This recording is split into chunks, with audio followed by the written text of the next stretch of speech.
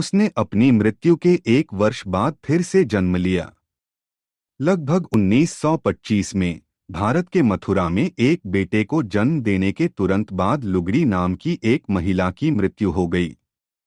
1 साल बाद और 75 मील दूर दिल्ली में शांति देवी नाम की एक बच्ची का जन्म हुआ। लेकिन जब देवी 4 साल की हुई तो छोटी लड़की ने दावा करना शुरू कर दिया कि वह जिस घर में रहती है वह उसका असली घर नहीं है और उसके माता पिता उसके असली माता पिता नहीं थे। वह लुगाड़ी के रूप में अपने पिछले जीवन के बारे में कहानियां सुनाने लगी। उसने दावा किया कि उसका एक बार एक पति था, एक व्यापारी जिसे उसने कहा था कि वह गोरा था, उसके बाएं गाल पर एक मस्सा था।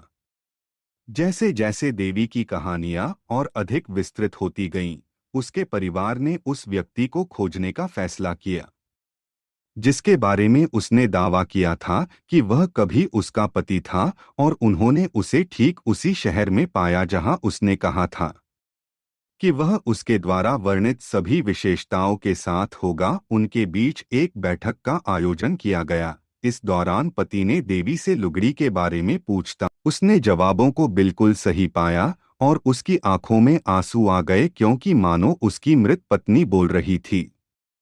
बाद में रात में उसने उससे अकेले में बात करने की अनुमति देने के लिए कहा और बाद में कहा कि वह पूरी तरह से आश्वस्त था कि शांति देवी उनकी पत्नी लुगड़ी बाई थीं, क्योंकि ऐसी बहुत सी बातें थीं जिनका उन्होंने उल्लेख किया था जिन्हें लुगड़ी के अलावा कोई नहीं जान सकता था, और वह बाद में पुनर्जन्म अनुसंधान का विषय बन गई।